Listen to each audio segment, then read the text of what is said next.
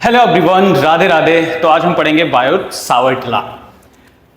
तो जैसा कि आप सभी लोग जानते हो कि ओस्टेड ने बोला कि किसी अगर कंडक्टिंग वायर में करंट फ्लो किया जाए तो वो अपने चारों तरफ एक तरीके की मैग्नेटिक फील्ड प्रोड्यूस करती है, जो बिल्कुल वही मैग्नेटिक फील्ड होती है जैसा एक मैग्नेट अपने चारों तरफ प्रोड्यूस करता है। बट कितने अमाउंट की मैग्नेटिक फील्ड प्रोड्यूस करेगा, इसके बारे में उन्होंने कोई इंफॉर्मेशन नहीं दी।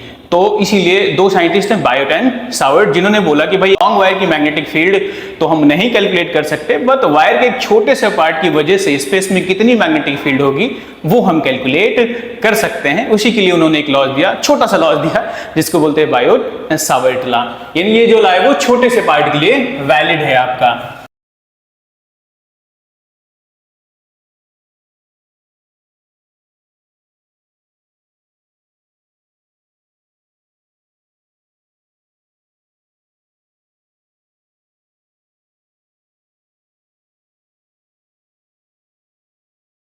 तो दोनों चीजें हैं, जो लॉस दिया वो सिर्फ एक स्मॉल पार्ट के लिए वैलिड है। तो जो उसकी मैग्नेटिक फील्ड होगी वही छोटी सी होगी, छोटा सा लॉ तो मैग्नेटिक फील्ड भी छोटी सी होगी, तो उस मैग्नेटिक फील्ड को हम डीबी बोल देंगे। आप जानते हो मैग्नेटिक फील्ड को बी वेक्टर से शो करते हैं, जो कि एक वेक्टर क्वांटिटी है मैग्नेटिक फील्ड भी। तो अगर अपने पास इन्होंने कहा कि अगर आप एक एज्यूम करो, एक कंडक्टिंग वायर एज्यूम करो, ओके, जिसमें करंट आई फ्लो हो रही हो, इसमें से एक छोटा सा पार्ट कट करो डीएल एलिमेंट, तो इसकी वजह से स्पेस में किसी पॉइंट पी पर कितनी मैग्नेटिक फील्ड होगी आर डिस्टेंस पे वो कैलकुलेट कर सकते हैं। तो अगर यहाँ पे हम लेट करें कि ये जो डीएल वेक्टर है, एक्चुअली यहाँ पे जो लेंथ एलिमेंट है इसको बोलते हैं करंट एलिमेंट। तो अगर आप किसी कंडक्टिंग वायर के ऊपर एक छोटा सा पार्ट कट करते हो और उसमें करंट को मल्टीप्लाई कर देते हो तो उसको बोलते हैं करंट एलिमेंट। यानी यहाँ पे जैसे आप देखो तो लेंथ सेगमेंट आपने डीएल लिया, अगर इसमें आई से मल्टीप्लाई करते तो जो आइडियल क्वांटिटी होगी उसको बोलते हैं करंट एलिमेंट। तो करंट एलिमेंट एक वेक्टर क्वांटिटी होती है जिसकी direction in the direction of current assume की जाती है। ओके, तो अगर हम इस करंट एलिमेंट डीएल और पोजीशन वेक्टर आर, इनके बीच के एंगल को अगर थीटा लेट कर लें, तो छोटे से पार्ट की जो छोटी सी मैग्नेटिक फील्ड होगी जिसको हम डीबी बोलेंगे, डीबी, ये डायरेक्टली प्रोपोर्शनल होगी current in the wire. Okay, current के डायरेक्टली प्रोपोर्शनल होगी, और ये जो मैग्नेटिक फील्ड का मैग्नीट्यूड होगा वो डायरेक्टली प्रोपोर्शनल होगी लेंथ एलिमेंट यानी डीएल के। ओके, यहाँ पे हम लेंथ एलिमेंट बोल रहे हैं, लेंथ एलिमेंट जितना ज्यादा होगा करंट एलिमेंट उतना ज्यादा होगा, तो मैग्नेटिक फील्ड की वैल्यू उतनी ही ज्यादा होगी। ओके, बट यहाँ पे लेंथ एलिमेंट बोल रहे हैं और यहाँ पे हम इसको करंट एलिमेंट बोल रहे हैं। यानी अगर आप लेंथ एलिमेंट में करंट मल्टीप्लाई करोगे तो उसको आप करंट एलिमेंट बोलोगे। तो यहाँ पे जो आप डीएल ले रहे हो इसको एक्चुअली बोलते हैं करंट एलिमेंट। ओके, पार्ट की जो मैग्नेटिक फील्ड होगी वो इनवर्सली प्रोपोर्शनल होगी square of the distance from field point. यानी ये जो आर है इसके स्क्वायर के इनवर्सली प्रोपोर्शनल होगा। ये जो मैग्नेटिक फील्ड का जो मैग्नीट्यूड होगा वो इस थीटा के साइन थीटा के डायरेक्टली प्रोपोर्शनल, यानी DB proportional to sine theta. Okay, अगर हम इन चारों इक्वेशंस को कंबाइन कर दें एक साथ, ऑन कंबाइनिंग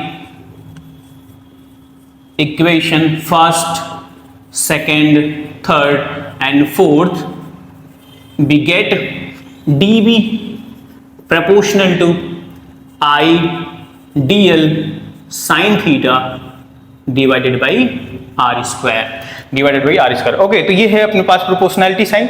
आप जानते हो जब भी आप प्रोपोर्शनैलिटी साइन को रिमूव करते हो तो एक प्रोपोर्शनैलिटी कांस्टेंट लाते हैं। तो अगर हम एसआई सिस्टम की बात करें और फ्री स्पेस की बात करें तो इस प्रोपोर्शनैलिटी साइन की जगह एक कांस्टेंट आता है mu naught over 4 pi. So DB is equal to mu naught over 4 pi ideal sine theta divided by R square. Okay, तो ये है Biot Savart law in scalar form. ये बायोट सावर्ट लॉ है, कौन से form बोलते हैं इसको, बोलते हैं स्केलर फॉर्म, यानी that is Biot Savart law in scalar form. यहां पे जो म्यू नॉट अपॉन 4 पाई है वो एक कांस्टेंट है, where mu naught over 4 pi is equal to 10 to the power minus 7। Unit होगी इसकी न्यूटन एम्पियर स्क्वायर। इसको बोलते हैं proportionality constant in free space. Okay, SI system and free space. और इसमें म्यू नॉट जो है ना, म्यू नॉट की जो वैल्यू हो जाएगी 4 pi into 10 to the power minus 7 newton ampere square. इस म्यू नॉट को बोलेंगे permeability of free space, permeability of free space, permeability of free space.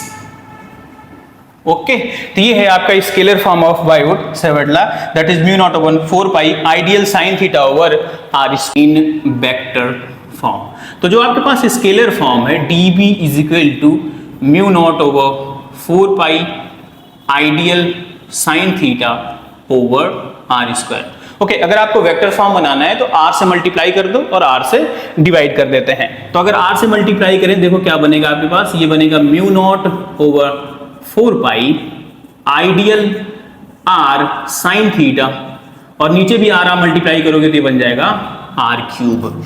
Okay, इसको आप लिख सकते हो म्यू नॉट ओवर 4 पाई आई। अगर आप देखो तो आइडियल को आप क्या बोलोगे, करंट एलिमेंट, और आर क्या है आपका पोजीशन वेक्टर।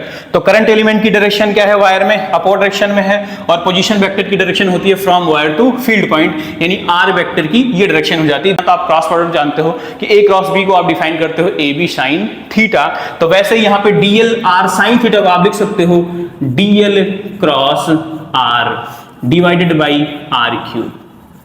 ये बनेगा magnetic field in vector form, magnetic field in vector form, vector form. Okay, जहां पे आइडियल आपका करंट एलिमेंट है और आर आपका पोजीशन वेक्टर है। ओके, यहां पे देखो एक और फॉर्म दे सकते हो, सिंस किसी भी आप पोजीशन वेक्टर को आप लिख सकते हो magnitude of position vector into unit vector r into R cap. अगर यहाँ पे हम रिप्लेस कर दें तो मैग्नेटिक फील्ड का एक और फॉर्मूला आ जाएगा dv is equal to mu naught over 4 pi ideal cross r cap. Okay, यहाँ पे आप जब रिप्लेस करोगे तो r की जगह r इंटू आर कैप होगा, तो r से r का एक पावर कैंसिल हो जाएगा, तो यहाँ पे बचेगा r स्क्वायर। ओके, तो ऊपर वाला जो वेक्टर फॉर्म है इसको आप बोलोगे in terms of position vector, इसको बोलोगे आप in terms of unit vector, क्योंकि आप जानते हो unit vector is defined as position vector divided by magnitude of position vector. Okay, तो यहाँ पे अब आप डायरेक्शन ऑफ मैग्नेटिक फील्ड भी दे सकते हो, तो डायरेक्शन ऑफ मैग्नेटिक फील्ड आप राइट हैंड स्क्रू रूल से दे सकते हो। राइट हैंड स्क्रू रूल बहुत सिंपल सा रूल है, जिसमें आप जैसे आपके पास a क्रॉस b है तो क्रॉस प्रोडक्ट का जो रिजल्टेंट आता है वो दोनों भी वेक्टर के प्लेन के परपेंडिकुलर आता है और दोनों वेक्टर के भी परपेंडिकुलर होता है। तो राइट हैंड थंब रूल कहता है कि अगर फर्स्ट वेक्टर की डायरेक्शन में हम फिंगर को स्ट्रेच करें और सेकंड वेक्टर की डायरेक्शन में कर्ल कर दें तो हमारा जो थंब है वो वहां पे रिजल्टेंट वेक्टर की डायरेक्शन को बताएगा। जैसे आप अगर यहाँ पे देखो, आप डायरेक्शन की बात करो तो जो यहाँ पे करंट एलिमेंट है फर्स्ट वेक्टर है डीएल क्रॉस आर में, वो अपवर्ड डायरेक्शन में है। तो अगर अपवर्ड डायरेक्शन में आप क्या करो, फिंगर्स को कर दो करंट एलिमेंट के डायरेक्शन में, और आर के डायरेक्शन में अगर फिंगर्स को आप कर्ल करो तो थंब किधर जाएगा, इनवर्ड। तो थंब आपका जाएगा इनवर्ड, यानी यहाँ पे जो मैग्नेटिक फील्ड की वैल्यू होगी वो होगी into the plane of paper, जिसको आप क्रॉस से दिखाते हो। क्रॉस का मतलब होता है into the plane of paper, तो जो मैग्नेटिक फील्ड की डायरेक्शन होगी वो होगी into the plane of paper. Okay, अब बायोट-सैवर्ट लॉ के हम कुछ डिफरेंट फॉर्म भी पढ़ते हैं, कुछ अनदर फॉर्म भी देखते हैं, अनदर फॉर्म ऑफ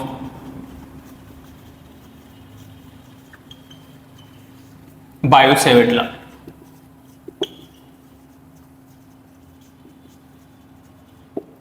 ओके, तो फर्स्ट जो है वो है in terms of current density, in terms of current density.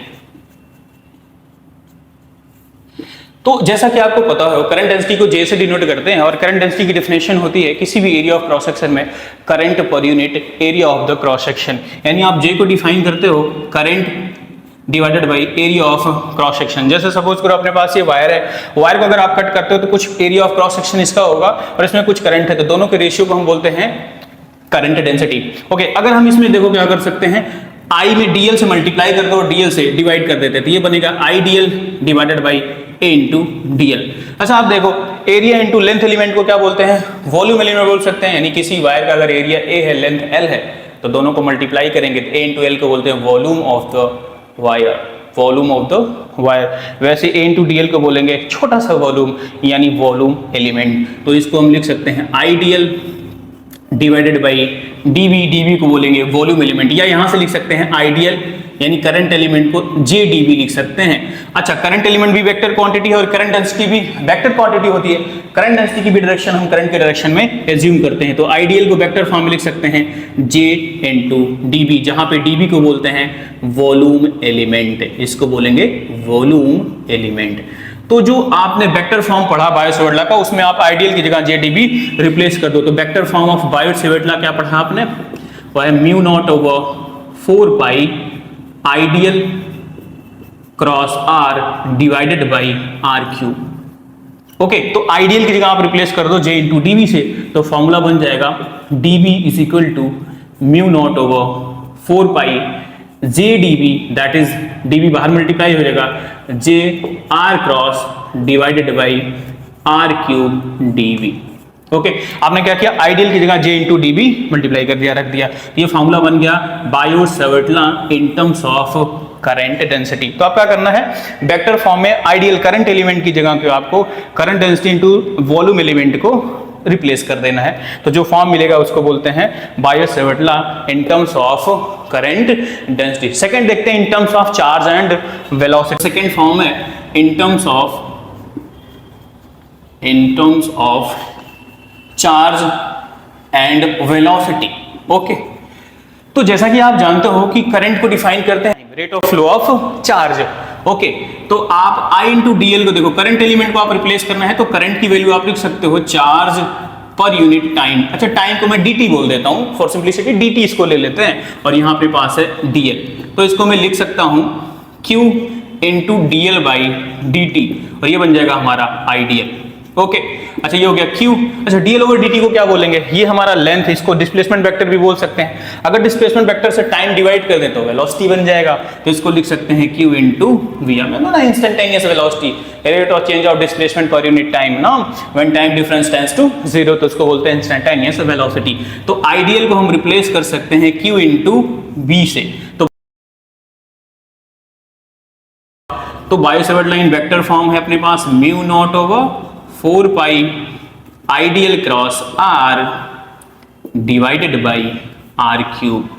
Ideal की जगह आप रिप्लेस कर दो q इंटू बी से। देखो आइडियल भी कैसी क्वांटिटी है, वेक्टर क्वांटिटी, वेलोसिटी भी कैसी क्वांटिटी है, वेक्टर क्वांटिटी, तो आप इस तरीके से लिख सकते हो। तो आप यहाँ पे भरोगे dv is equal to mu naught over 4 pi, ideal की जगह q इंटू बी रखोगे तो q बाहर मल्टीप्लाई हो जाएगा, b cross r divided by are cube मिल जाएगा। ये फॉर्मूला है Biot Savart law in terms of velocity and position vector. Okay, तो आई होप ये लेक्चर आपके समझ में आया होगा।